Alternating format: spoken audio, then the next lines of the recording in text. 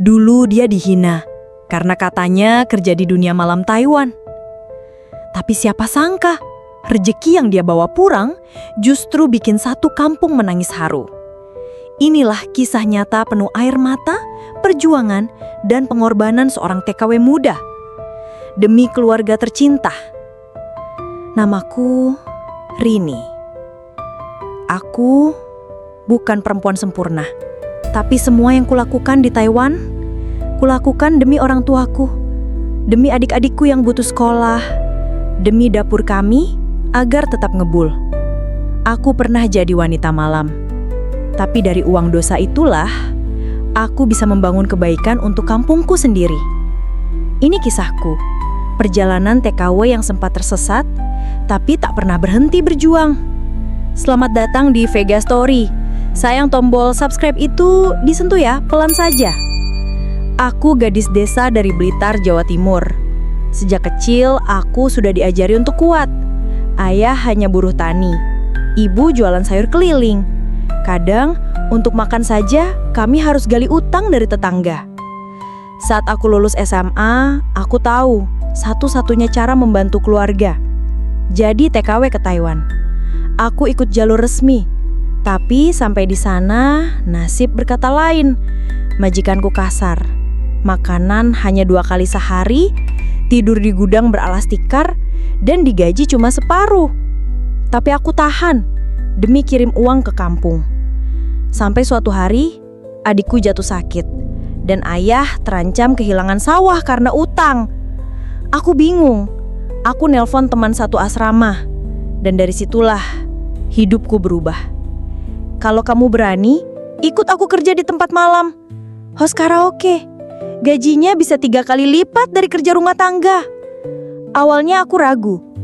Tapi demi utang yang makin membekap keluargaku, aku akhirnya rela.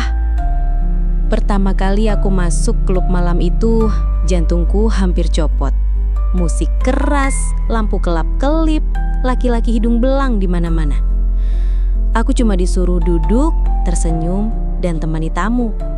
Tapi tetap saja, aku merasa najis. Malam pertama pulang, aku nangis di kamar. Tapi ketika aku lihat pesan ibu, "Nak, ayah butuh 10 juta untuk lunasin utang sawah. Bisa nggak?" Aku cuma bisa jawab, "Iya bu." Dan sejak itu, aku bertahan. Minggu berganti bulan, aku mulai terbiasa. Gajiku bisa 30 juta sebulan. Aku kirim separuh ke kampung, separuh ku tabung. Meski jadi wanita malam, aku gak pernah tinggalin sholat dan selalu bilang ke Allah, "Ya Rob, maafkan aku cuma mau bantu keluarga." Banyak yang memandangku rendah, bahkan sesama TKW pun kadang menjauh, seolah aku pembawa aib. Mereka mungkin dengar desas-desus, mungkin menilai dari caraku berdandan, atau dari tempat kerjaku. Tapi aku tutup telinga. Aku tahu apa yang aku kejar. Fokusku cuma satu, pulang dengan tabungan cukup, lunasi semua utang, dan pastikan anak-anak di kampung gak ngalamin hidup pahit kayak aku. Aku rela dihina, dijauhi, bahkan difitnah. Tapi aku gak pernah lupa tujuanku.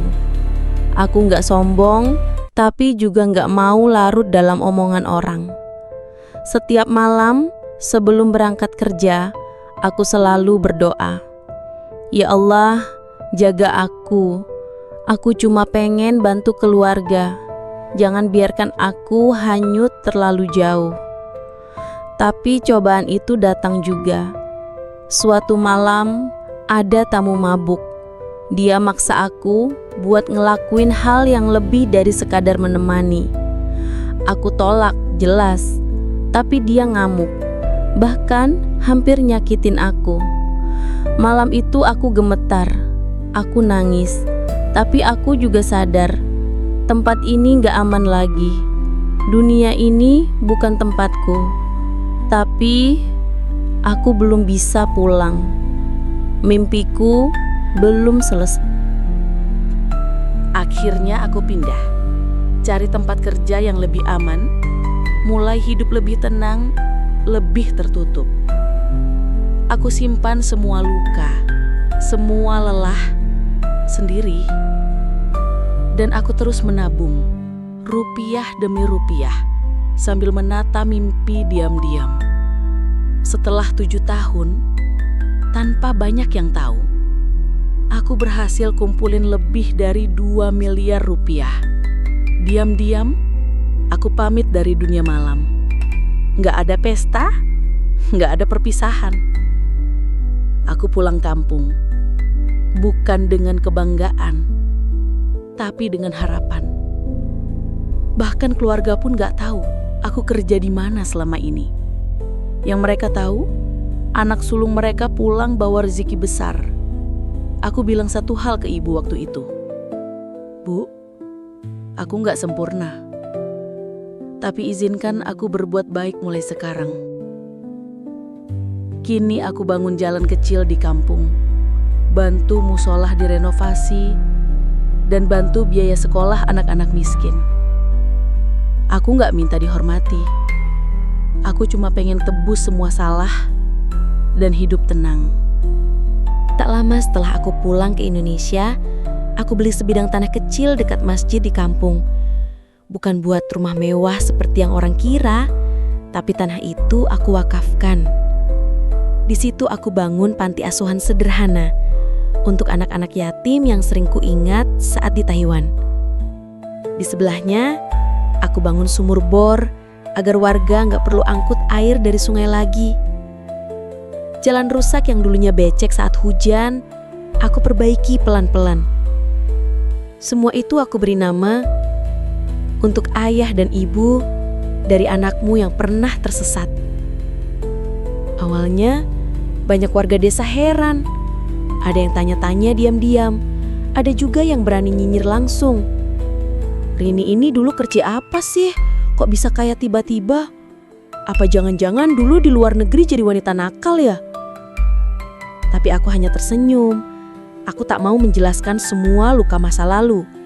Yang penting, aku sudah pulang. Dan aku ingin menebus semuanya dengan membawa manfaat. Kalau ada yang tanya, aku cuma jawab. Aku cuma TKW biasa. Yang penting, aku pulang dan bawa sesuatu untuk kampung. Saat panti asuhan itu diresmikan, banyak warga yang menangis, termasuk orang-orang yang dulu pernah memandangku rendah, bahkan menyebutku anak nakal karena kerja di luar negeri. Tapi hari itu, semua berubah. Salah satu ustadz desa memelukku sambil berbisik. Banyak orang kerja halal, tapi lupa bersyukur dan bersedekah. Tapi kamu, Rini, meski dari jalan terjal, kamu pulang bawa berkah. Air mataku jatuh hari itu. Bukan karena sedih, tapi karena akhirnya aku bisa berdiri di tempat terhormat, bukan dengan pujian manusia, tapi karena penebusan dan niat tulus. Aku bukan orang suci, tapi aku tahu Tuhan itu Maha Penerima Taubat. Hidupku di Taiwan penuh luka, air mata, dan pilihan sulit.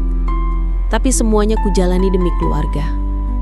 Kalau bukan karena mereka, mungkin aku sudah menyerah sejak tahun pertama. Kini aku hanya ingin hidup tenang, mengurus anak-anak yatim, bantu warga desa, dan menebus masa lalu.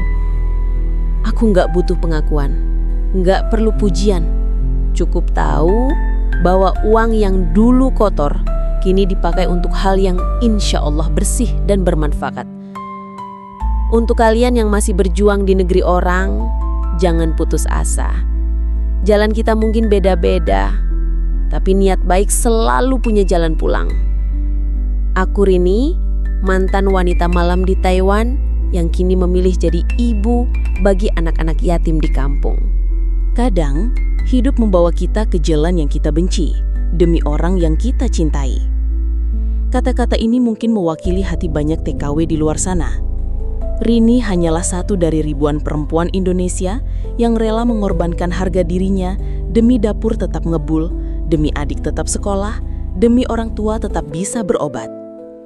Cerita ini bukan untuk membenarkan dunia malam, tapi untuk menunjukkan bahwa dari tempat tergelap pun masih ada cahaya, asal hati tetap membawa niat baik. Banyak yang tidak tahu betapa beratnya pilihan TKW seperti Rini, dicibir, dihina, bahkan dianggap perempuan nakal. Tapi tak banyak yang tahu, merekalah yang membangun kampung dari diam-diam. Hari ini mungkin kita memandang mereka sebelah mata, tapi suatu hari nanti kita akan tahu banyak dari mereka yang lebih mulia dari orang yang sok suci tapi tak pernah peduli. Jika kamu terharu dengan kisah ini, bantu subscribe agar lebih banyak orang membuka mata bahwa di balik wanita malam bisa jadi ada bidadari yang sedang menyamar.